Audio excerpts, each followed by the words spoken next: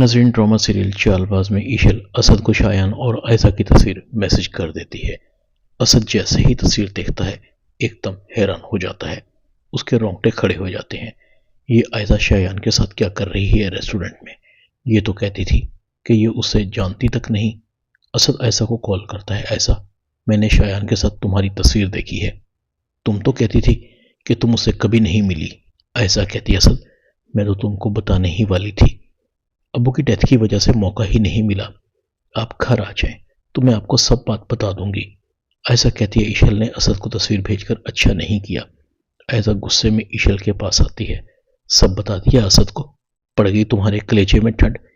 ایشل مسکراتے ہوئے کہتی ہے، کیا ہوا بھابھی، اسد بھائی کی کال آ گئی ہے، ڈر گئی آپ تو اس کھیل کی پرانی کھلاڑی ہے نا، اب ذرا بچ کے دکھائیں۔ عائزہ ایشل کو کہتی ہے، تم نے اچھا نہیں کیا۔ ایشل کہتی ہے، اچھا ہوا یا برا ہوا، بھگتنا تو آپ کو پڑے گا۔ ایشل عائزہ کو اس طرح جلتے بھنتے دیکھ کر بہت خوش ہو رہی تھی۔ ایشل کہتی ہے، کہا تھا نا میں سکون سے نہیں بیٹھوں گی اور نہ آپ کو سکون سے بیٹھنے دوں گی۔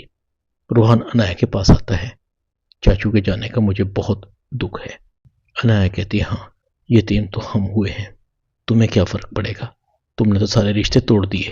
ابو کی میت کو اٹھانے کے لیے میں نے کتنی کالز اور میسج کیے، لیکن تم نے نہ کال ریسیو کی اور نہ میسج کا جواب دیا۔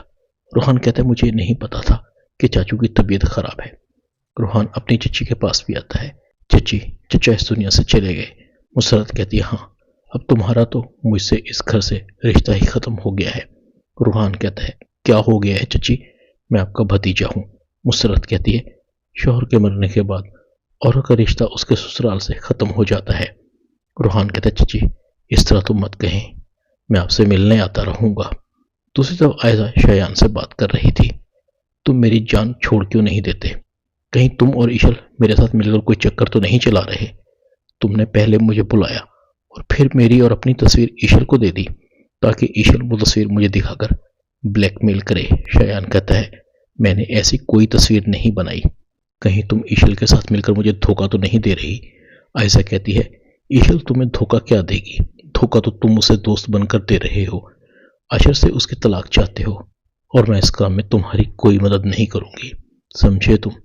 ایسا یہ باتیں اپنے پاس ریکارڈ کر لیتی ہے تاکہ اسد کے سامنے یہ ثابت کر دے کہ وہ شایان سے لڑ کر ایشل کا گھر بچا رہی ہے۔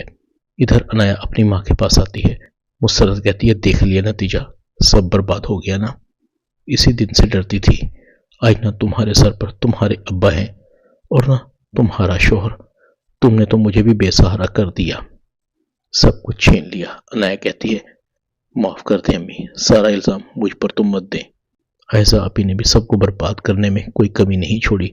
ڈرامہ چالباز میں اتنا ہی، چینل کو سبسکرائب کر دیں، شکریہ۔